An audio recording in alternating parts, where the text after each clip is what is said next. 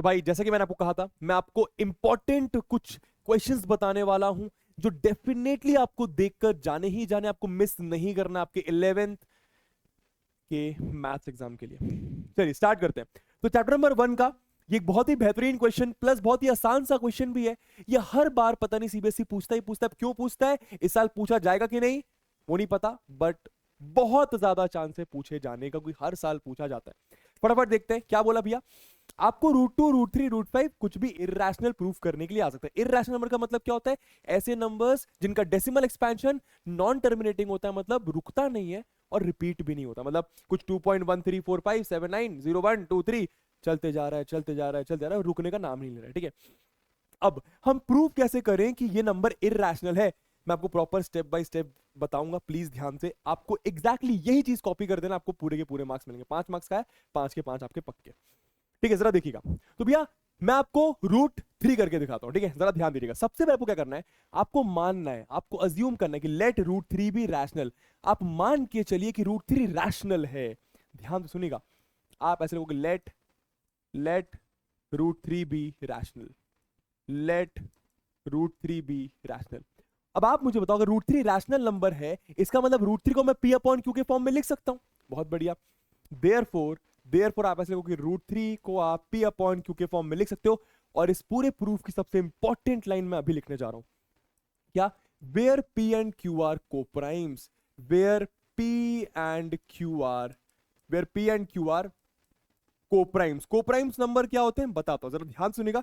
सबसे इंपॉर्टेंट बात यही है, कोप्राइम नंबर का मतलब ये होता है दोस्तों, दो नंबर्स जो प्राइम उनको कोप्राइम नहीं, वो तो होता ही है कोप्राइम। दो प्राइम नंबर हमेशा कोप्राइम होता है, लेकिन कोप्राइम का एक्चुअल मतलब क्या है, दो नंबर्स जिनका HCF 1 हो, दो नंबर जिनका HCF 1 हो। और जिस तरीके से आपको याद रखना है वो जरा सुनिएगा, P और Q का 1 के अलावा कोई और कॉमन फैक्टर नहीं होगा।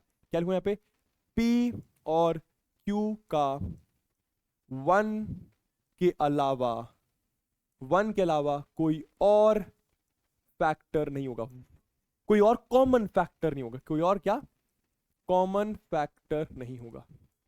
ये सबसे इंपॉर्टेंट लाइन है, बार बार बोलिए जरा इस लाइन को। क्या बोल रहा हूं, फिर से बोलूंगा। क्या, अगर P और Q को प्राइम है, इसका मतलब P और Q का 1 के अलावा कोई और कॉमन फैक्टर नहीं होगा, मतलब कोई और ऐसा नंबर नहीं होगा, कोई और ऐसा नंबर नहीं होगा। बार बार बोलो, ये सबसे इंपॉर्टेंट लाइन है। कोई और ऐसा नंबर नहीं होगा जो P और Q को डिवाइड करेगा, जो P और Q का फैक्टर होगा।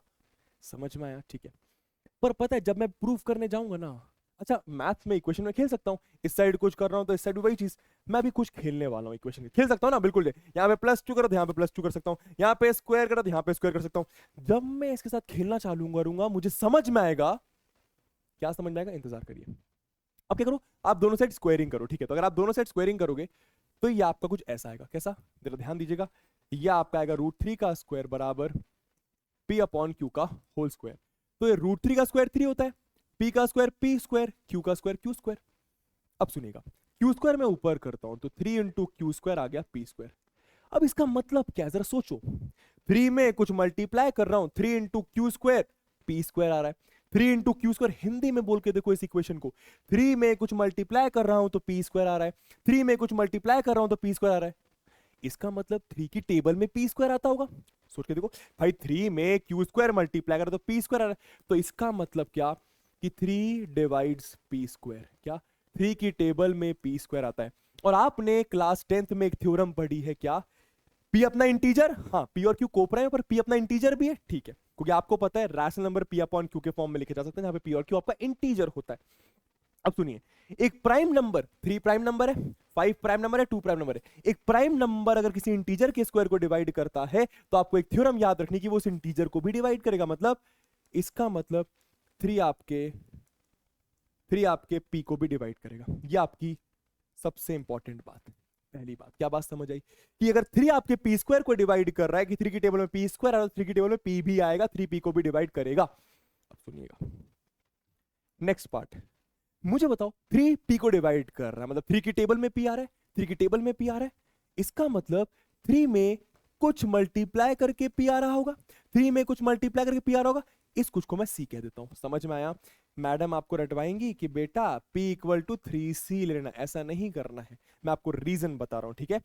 3p को डिवाइड कर रहा है, मतलब 3 में कुछ मल्टीप्लाई करके p आ रहा होगा, 3 में कुछ मल्टीप्लाई करके p आ रहा होगा। समझ में आया? आपने ऐसा कुछ कर लिया। अब इसी p की वैल्यू को, इसी p की वैल्यू को आप इधर पटक दीजिए।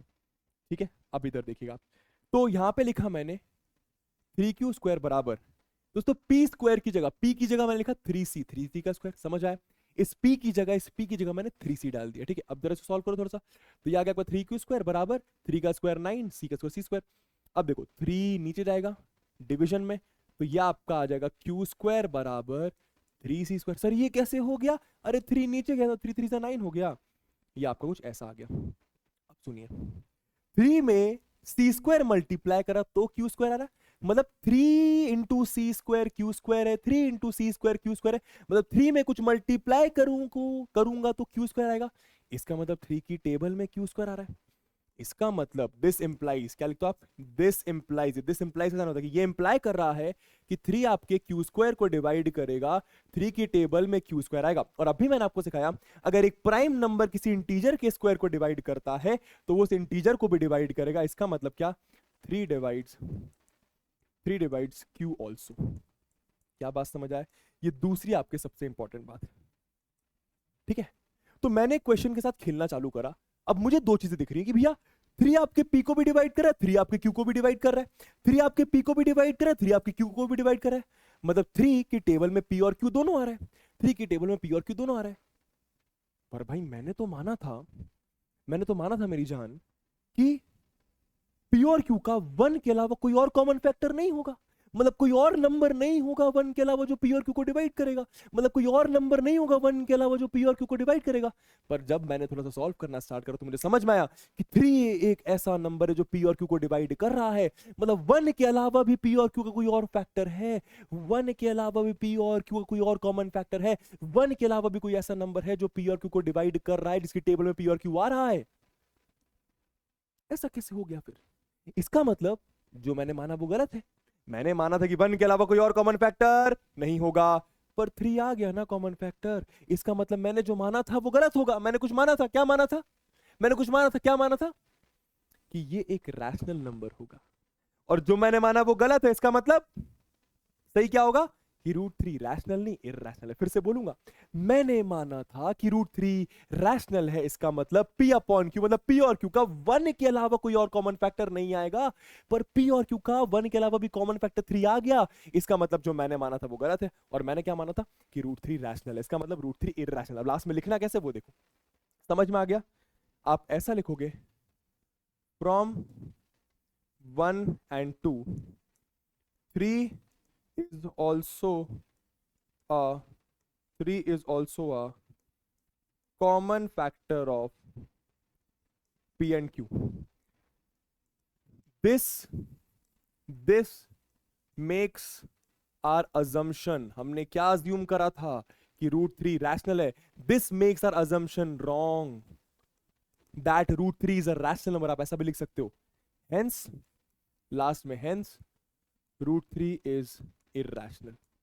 आपको सेम चीज √5 के साथ और √2 के साथ करनी है अगर आपको एग्जाम में आती है तो। ठीक है, आराम से देख लीजिए किस तरीके से लिखना। अगर आप सेम इस तरीके से लिखेंगे, ये वाली चीज छोड़ दीजिएगा, चाहो तो लिख भी सकते हो। ठीक है, आपको पूरे पूरे मार्क्स मिलेंगे। ठीक है, लगे रहो, मैराथन में जरूर आना। Tata bye bye, love you all. लगे रहना है, मेहनत करना है, हम कर सकते हैं, हम फोड़ सकते हैं। बाय।